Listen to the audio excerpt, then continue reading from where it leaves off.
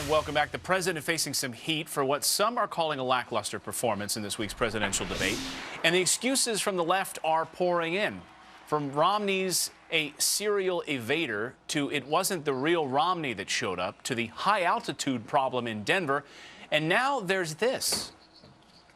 It was just very frustrating to watch a guy lie to the American people and not be counterpunched because we're afraid he's going to be called an angry black man. Obama has just been subject to the Fox News treatment of angry black man again. Now, lest we forget this, lest we pretend that that doesn't make a difference, the specter hanging over his neck that I can't come off as too vigorous because then it looks like I'm being an angry black man.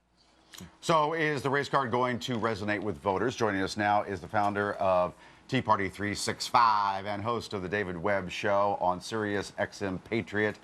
Your name better be David Webb. I hope it is. Hey, David, good to see you. Good to see you guys. All right, respond to that. Michael Eric Dyson never met a race card he couldn't play. Let's take what he says. In order to believe him, you've got to believe that angry black men are often vigorous and that Fox News is all-powerful, that when Jim Lehrer moderates a debate, a PBS anchor, that Fox has power over him. So look at the ridiculous nature of what I'm saying.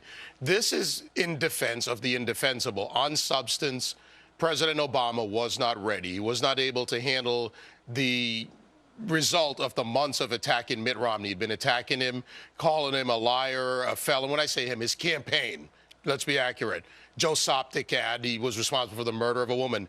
Now President Obama had an unfiltered meeting with Mitt Romney, and they were face-to-face. That's a difficult position, so Ed Schultz lied about it. Axelrod, dishonest and liar. So they're pushing a narrative of negative, much like the president said he would do when he said if you have nothing to run on, you make your opponent someone to run away from, to paraphrase. In Philly, just a couple days ago, we were talking about this, and I was talking to a Republican strategist, African-American, and she was saying that black men sometimes do have to worry about this, whether it be in business or any field. Why? Well, then some white people in our society do react to a strong point of view as, oh, you're angry, you're an angry black man. I reject that. It's a ridiculous proposition. You are who you are.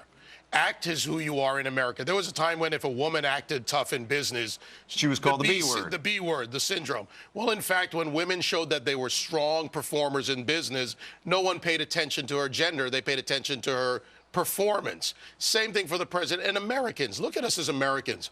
We respect the strength of a president who stands up for us, stands up for his policies, and this president couldn't do that. I mean, that's the bottom line here. The debate performance was that the president couldn't defend or didn't have a way to answer Mitt Romney's attacks against him. He didn't know what to do. He couldn't come back and defend it. And so the left, it seems, has been grappling for responses. Vice President Al Gore saying it was the altitude in Denver which may have affected it. Wasn't it really, though, that the president has been insulated? He's the yes man in the White House, right? When he's the one who always wins every debate in the White House, because when he says it, then all the staff run and do what he says. He doesn't have anyone challenging him. So for 4 years, he's had no one challenging him. He's not only been unchallenged, but look at what we've heard from people who've left the White House about the president's interaction with his advisors. In the end, they say he's tone deaf, he doesn't listen. This is coming from his people.